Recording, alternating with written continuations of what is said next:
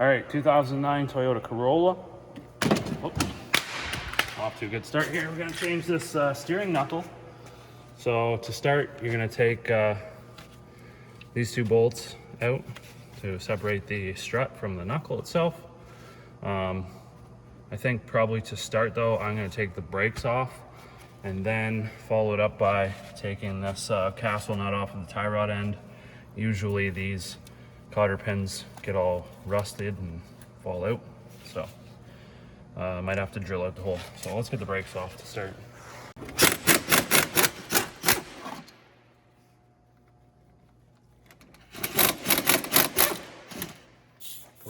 Yep, 14mm bolts. And take the brake caliper off. Hang it up. If you have a bungee cord, is recommended to hang that up. Try to avoid letting it hang by the brake line. It's a pretty light caliper though, so probably wouldn't really do anything, but better to be safe than sorry. I like to just take the brake pads out, otherwise they usually fall on the ground. Then we got two 17mm bolts on the back side to get this caliper bracket off. So we can get the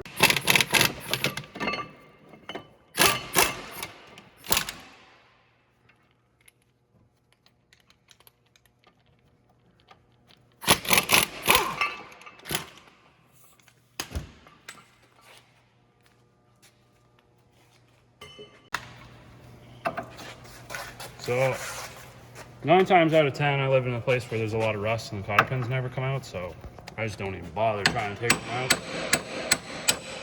hammer a socket right over it, impact that thing out. And now before you knock this thing out, we're gonna drill that hole. Okay, so we got our steering knuckle here. Purchased a whole assembly. It's like 75 bucks American or about 100 Canadian. And that gives you the bearing, the hub flange, the knuckle, the vacuum plate, and an axle nut. Super cheap, super cheap. I haven't had any issues with wheel bearings. Been putting them in for years now. And you can also purchase a lifetime warranty with this for like, I think it's like 16 bucks. So how can you go wrong? Makes it super easy for the do-it-yourselfer at home. These are a press-in style bearing. So, I mean, you get a bad bearing, like why buy the bearing and the snap ring and all that other stuff? And then spend 2 hours doing it. Yeah, because this gets all rusty and the snap ring ears usually break off and it's just such a pain. So we're gonna go ahead and get this installed. Okay, so before I drill this out, we're changing the whole knuckle assembly, right? So we gotta take this wheel speed sensor out.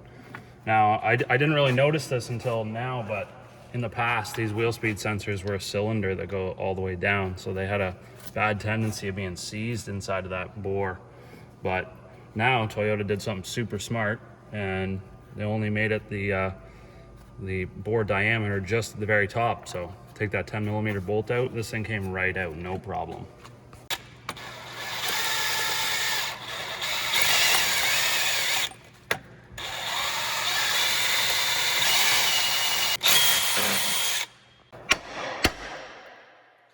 how you do that. Okay. Take 2 nuts and a bolt off on the bottom for the ball joint. Actually, I'll probably take this axle nut off first. Probably a good idea. What millimeter? 30mm 12 point, I think it is. You know, the one with all the grooves in it.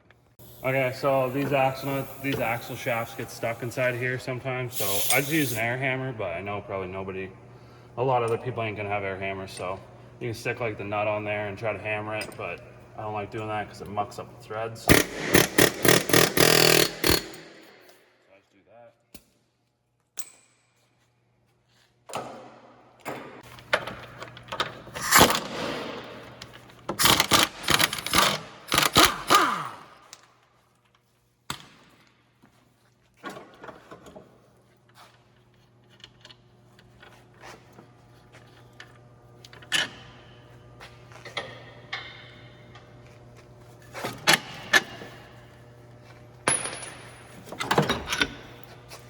Now we gotta take the ball joint out so we can transfer it over to the new knuckle. Same idea as the Yeah, you just break them off because they're gonna not come out anyways. Just try to get them out of the way so you can get a socket on there. And then we're gonna have to stick this thing in the vise so we can put a socket and a ratchet on there so we can get it out.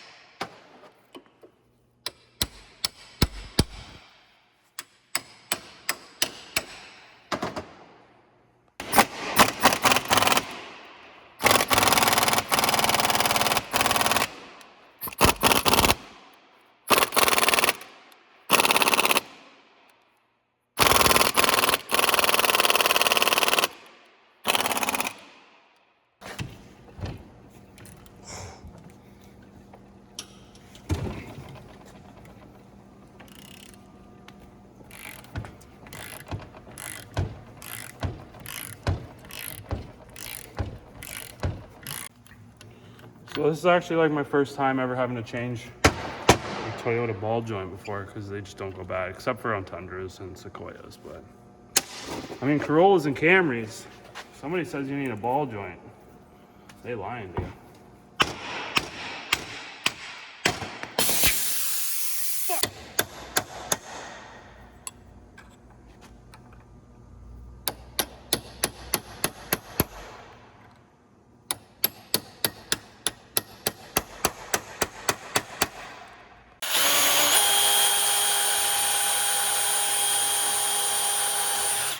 Sharpen this thing.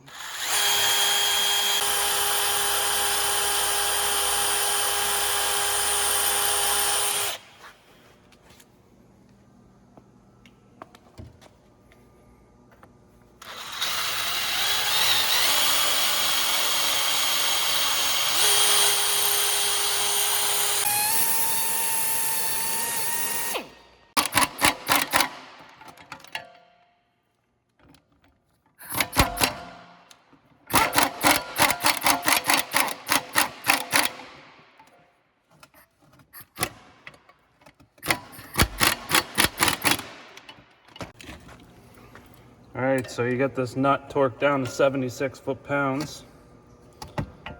Whoops. And then get your cotter pin in there.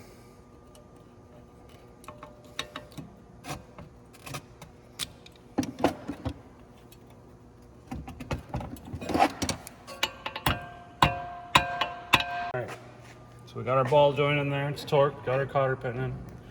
Ready to go back together now.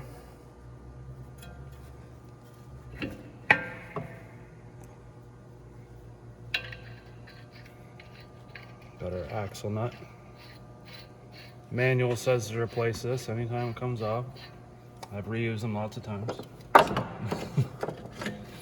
Get this ball joint started in here.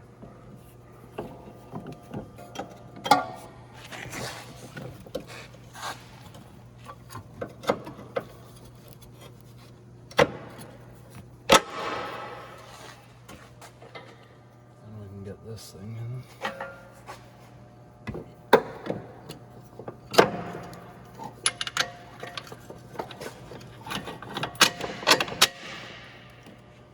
Very good, very good. Now we can put the rest of the bolts back in. Pretty easy to go back together from this point.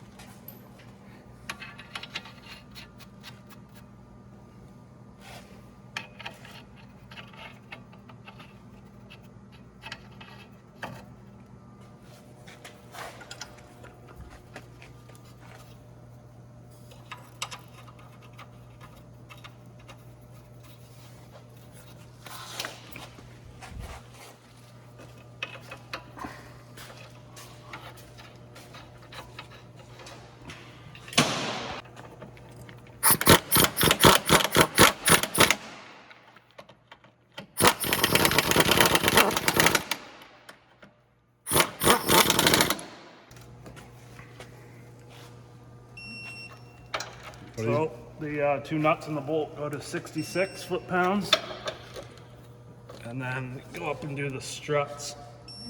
The strut bolts up here for 176.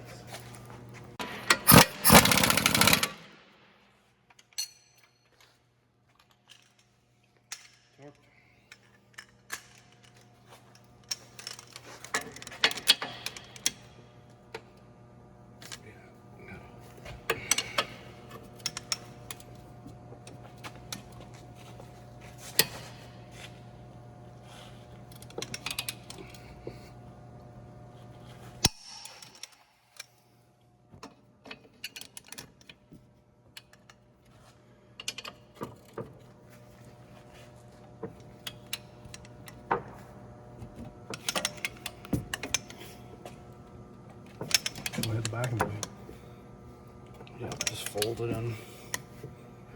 Sir, it was like that when it came out of the box. We're gonna have to use that lifetime warranty.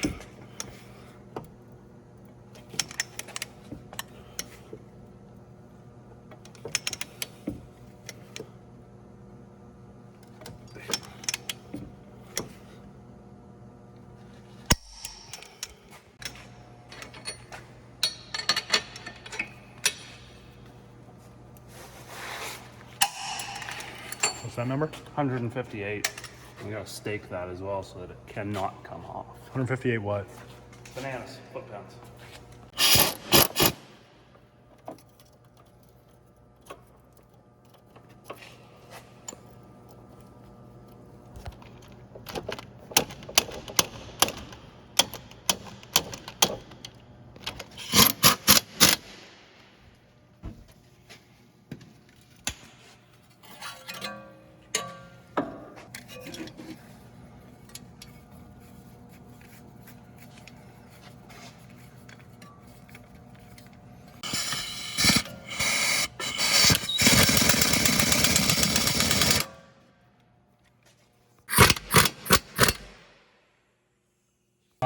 Torque that outer tie rod end castle nut to 36 foot-pounds. And then put a cotter pin in. Don't forget the cotter pin. All right, these brake caliper bracket bolts go to 79 foot-pounds.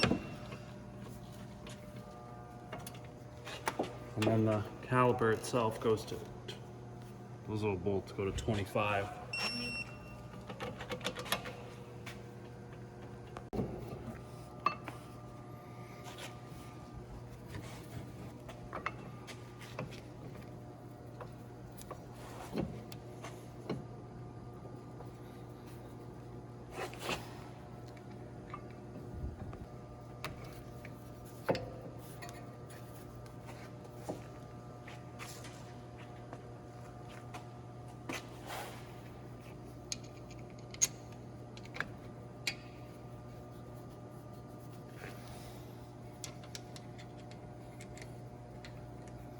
The last thing I forgot to do was transfer that little clip that holds this thing.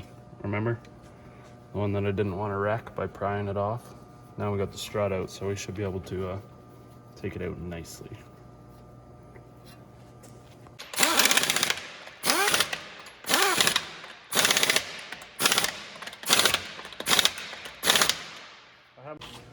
So you torque the wheel nuts to 76 foot-pounds.